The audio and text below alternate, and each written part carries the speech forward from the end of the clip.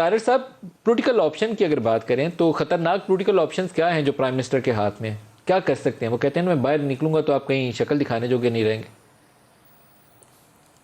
نہیں جی دیکھیں بے بس آدمی ہے اور یہ جب اب بالکل ایک اینڈ ہو گیا ہے ہر چیز کا, ملک کے حالات آپ دیکھ لیں, سیاسی آپشنز ہیں کوئی نہیں, تو یہ میں تو دیکھیں ندیم ملک صاحب, میں I am a very humble civil, میں اللہ تعالیٰ سے ڈر کے ان کو کہتا ہوں کہ آ جائیں باہر, یہ لاہور شہر ہے, یہ میرے شہر میں ہی آ جائیں اور آ جائیں مینار پاکستان پہ, ہمارے سے پہلے آ جائیں, سرکاری مشینری استعمال کیے بغیر دیکھیں نا بندے اکٹھے کریں, کس کاز کے لیے اکٹھے کریں گے, دیکھیں ان کا کیا کاز تھا.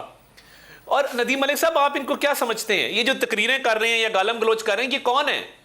وہ بالکل وہ کہہ رہے ہیں, ان کا دماغ اور ہے, وہ سمجھتے ہیں کہ میں نے پرائم منسٹر بن کے اور یہ نوکری کی درخواست ایکسیپٹ کر کے پاکستانیوں پہ اور پاکستان پہ احسان عظیم کیا ہے.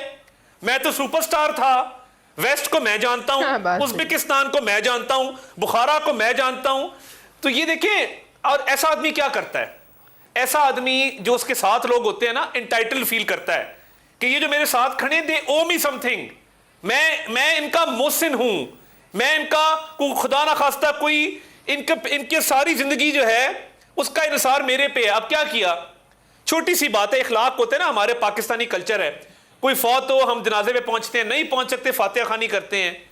یہ واحد آدمی ہے, کوئی قریبی ساتھی فوت ہو جائے یہ اس کی فیملی کو دفتر بلا کے افسوس کرتا ہے.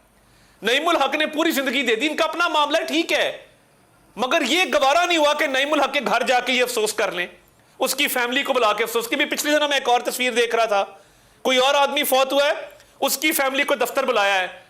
چیئرمین سینٹ سنجرانی صاحب کی والدہ ان کے چھوٹے بھائی وہ فوت ہوئے, تو یہ منسٹرز انکلیو بالکل ساتھ ہے, کوئی 5 منٹ کا فاصلہ ہے پرائم منسٹر ہاؤس سے, اس کو دفتر بلا کے اس سے فاتحہ, بھائی تم کون ہو؟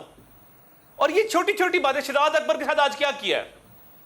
شہزاد اکبر پاکستان کا ناپسندیدہ آدمی ہوگا, اس نے جو 3.5 سال کیا, مگر آپ دیکھیں کہ ایک شخص اس کے پیچھے ذلیل ہوا نا, اس نے کہا کیس بناؤ, اس نے بنائے, اس نے کہا کہ ان کو جیلوں میں ڈالو, اس نے ڈالا, اس نے کہا پریس کانفرنسز کر کے ان کو گالیاں دو, اس نے دی. آج جب اسے کہا کہ دوبارہ گرفتار کرو, اس سے شہباز شریف گرفتار نہیں ہو سکے, تو اسے کہا استعفیٰ دے کے گھر چلے جاؤ, میں تمہاری کارکردگی سے مطمئن نہیں ہوں. وہ انگریزی کی کہاوت ہے, a bad workman always blames his tools, اور وہ اردو کی بھی ایک کہاوت ہے, میں وہ تھوڑی موڈیفائی کر کے آپ کو سنا دیتا ہوں. وہ ایک کنواں تھا, اس سے آلودہ پانی آتا تھا, جو ڈول ڈالتا تھا آلودہ پانی نکلتا تھا. وہ کسی سیانے نے کہا کہ پتہ تو کرو پانی آلودہ کیوں ہے, اصل جڑ نکالو کنویں کے اندر سے تو پانی صاف ہوگا. تو یہ اصل جڑ کنویں سے نکلے گی تو پانی صاف ہوگا, باقی ڈول بھر بھر کے پانی نکالتے رہے, مسئلہ حل نہیں ہونا. یہ اس ملک کی ویلیوز کو بھی تشبیہ نہیں ہونے جانی چاہیے.